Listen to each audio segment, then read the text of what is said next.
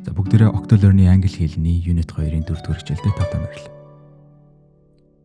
Гарах гэж хэлцгээе. To leave. To leave. To leave. Тэд гарсан гэж хэлцгээе.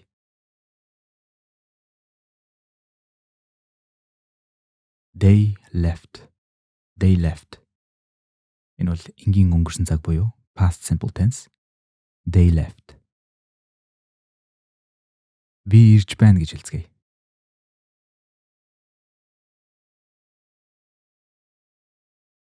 I'm coming. I am coming. Тэгэхээр энийг контекстээс хамаарат би ирж байна эсвэл би очиж байна гэж орчуулж болно. I'm coming. Би замдаа явж байна гэж хэлцгээе.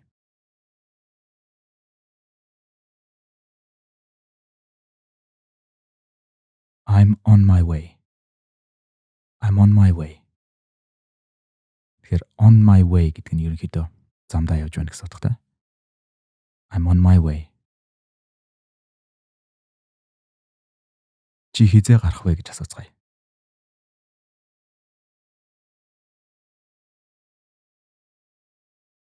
When are you leaving?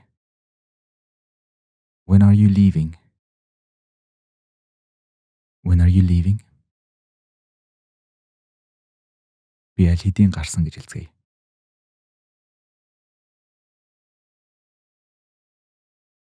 I already left. I already left. I already left. Хүлээ гэж хэлцгээе. Wait. Wait. Чи гарахаасаа өмнө гэж хэлцгээе.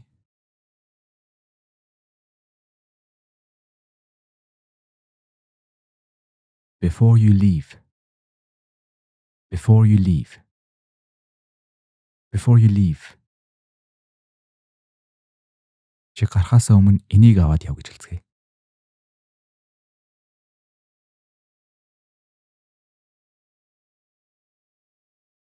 Before you leave, take this with you. Take this with you. Before you leave, take this with you. Мартах гэж хэлцгээе. To forget. To forget. To forget. Энийг битгий март гэж хэлцгээе.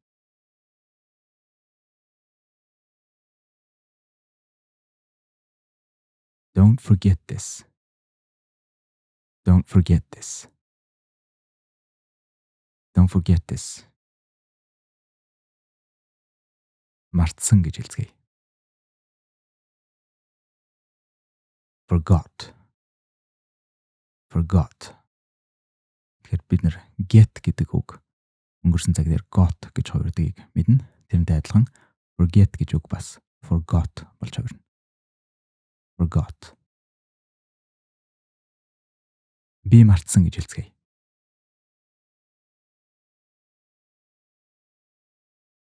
I forgot. I forgot. Би энэ тухай мартсан гэж хэлцгээе.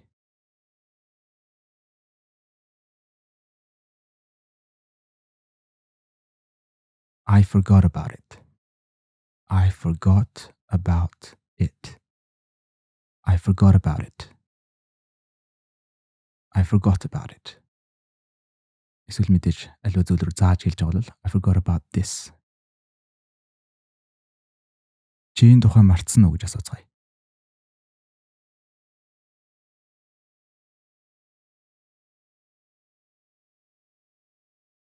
Did you forget about this? Did you forget about this? Тэгэхээр бид нэр unit 1 дээр сурсан did гэдэг үг auxiliary verb буюу туслах үйл үг болж орж ирсэн бол тэр дэмжиж байгаа үйл үг нь өнгөрсөн биш одоо цагийг авдаг гэдгийг бид нэр санаж байгаа ах гэж найдаж байна. Энэ алдааг хүмүүс маш их гаргадаг. Did you forgot гэж хэлэх нь илбэг байдаг. Тийм учраас did гэдэг нь өөрөө өнгөрсөн цагийг агуулж байгаа учраас forget гэж одоо цагийг хэрэглэнэ. Did you forget about this? Би асуумаар байна гэж хэлцгээе.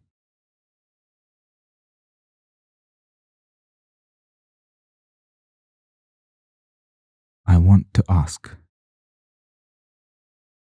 I wanna ask. I wanna ask. Би танаас нэг юм асуумаар байна гэж хэлцгээе.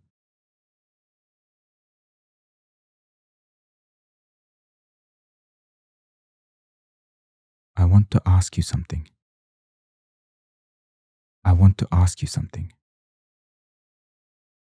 Тэгэхээр заавал танаас гэж ask дагавар англи хэл дээр хэлэх шаардлагагүй. Ask гэдгийн араас энэс асуух нь шууд хэлнэ. I wanna ask you something.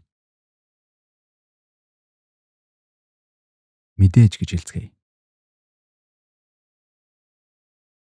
Of course. Of course. About to гэх юм бол аливаа зүйлийг хийх гэж байна гэсэн утгатай. Тэгэх гэж байна, ингэх гэж байна гэх юм бол about to гэд араас нь үйл үг хэлнэ гэсэн үг. About to. Жишээ нь би асуух гэж байна гэж хэлцгээе.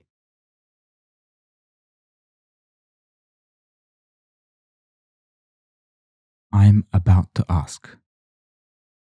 I'm about to ask. Тэгээд about to гэдгийнхаа өмнө нь бас to be гэдгийн auxiliary verb буюу туслах үйл үгийг авна. Тэгэхээр am about to ask, is about to ask гэх мэт. I am about to ask. Би тэднээс асуух гэж байна гэж хэлцгээе.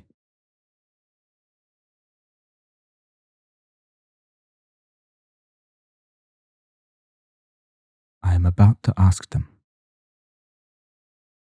I'm about to ask them. I'm about to ask them. Би чамаас асуух гэж байсан гэж хэлцгээе.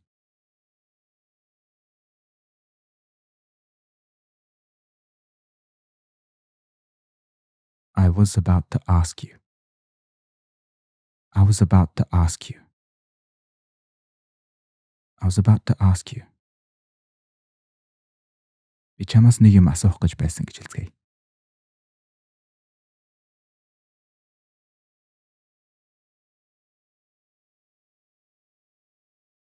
I was about to ask you something. I was about to ask you something. I was about to ask you something. Та юу асуумаар байсан юм гэж асууцгаая.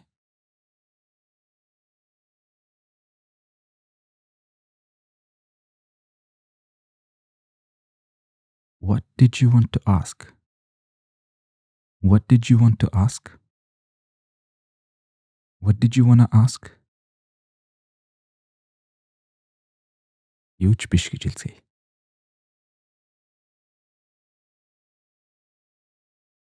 Nothing. No thing. Nothing. Тэр одоо бүгдээрээ одоо төгссөн цагийг нарийн сурцгаая.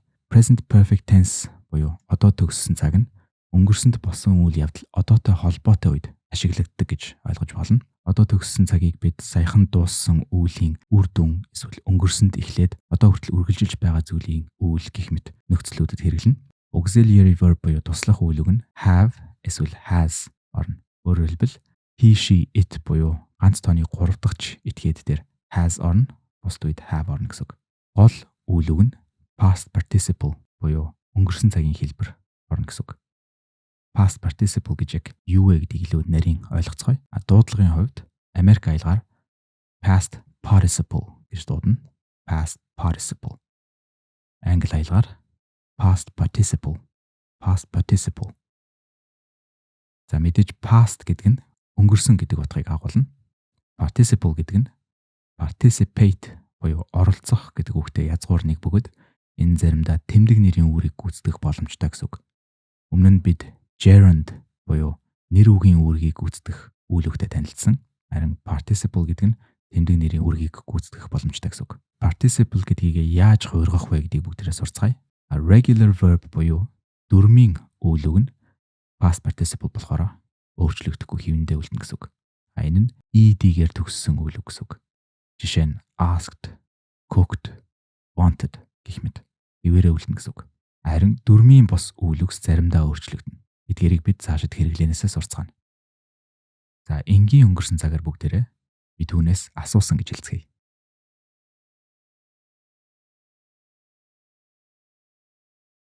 I asked her.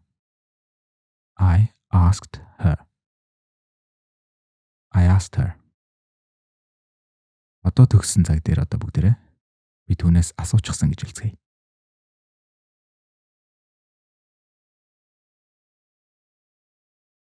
I have asked her. I have asked her.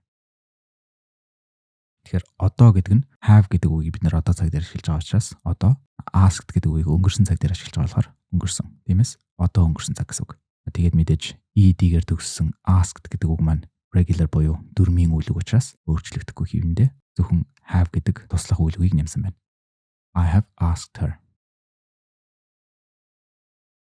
Би энийг хийсэн гэдгийг бүгдээрээ энгийн өнгөрсөн цаг дээр хэлцгээе.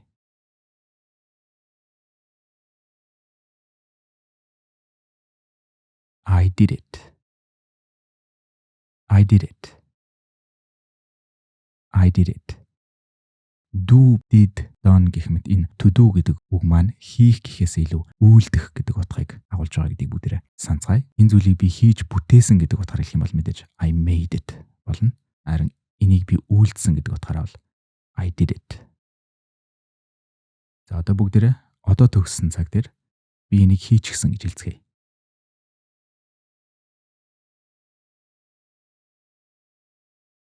I have done it. I have done it.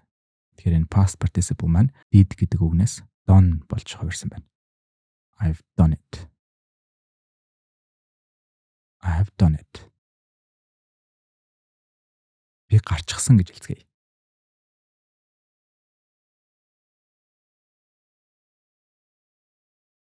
I have left. I have left. Чи гарчихсан уу гэж асууцгаая.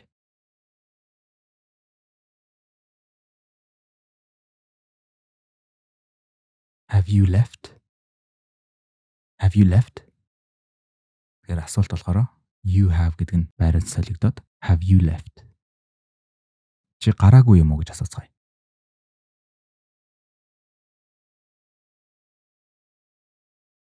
Have you not left? Have you not left? Тэгэхээр бид нэр өмнө did гэдэг үгийг ашиглах юм бол гол үйл үг маань одоо цагийг авна гэж хэлсэн шиг энэ бол тийм биш. Өнгөрсөн цаг нь гол үйл үг дээр явж байгаа учраас have гэдэг туслах үйл үг нь одоо цаг дээр явж байна гэсэн үг. Have you not left? Чи эртхэн гарсан дээр байсан юм гэж хэлцгээе. Энэ удаад бүгдээрээ should гэдгийг ашиглая.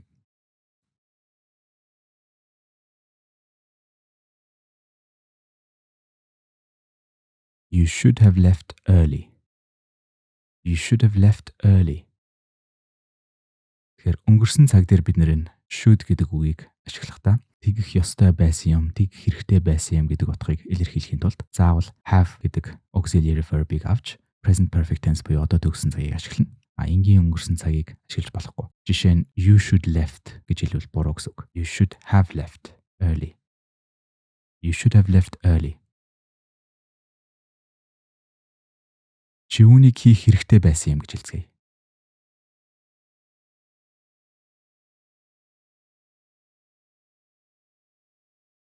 You should have done it. You should have done it. You should have done it. Why didn't you do it? You should have done it. Би аль хэдийн гарчихсан гэж хэлцгээе.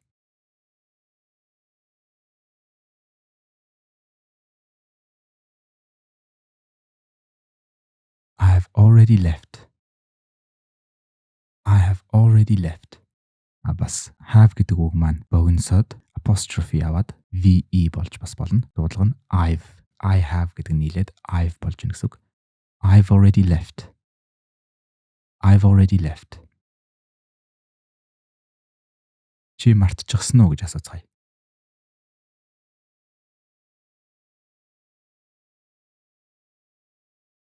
Have you forgotten? Have you forgotten? Forget гэдэг үг маань дөрмийн бос үйл үг учраас энэ удаад бас forgot гэдэг үг нь past participle дээр forgotten болсон байна. Have you forgotten? Чи аль хэдийн мартчихсан уу гэж асууцгаая.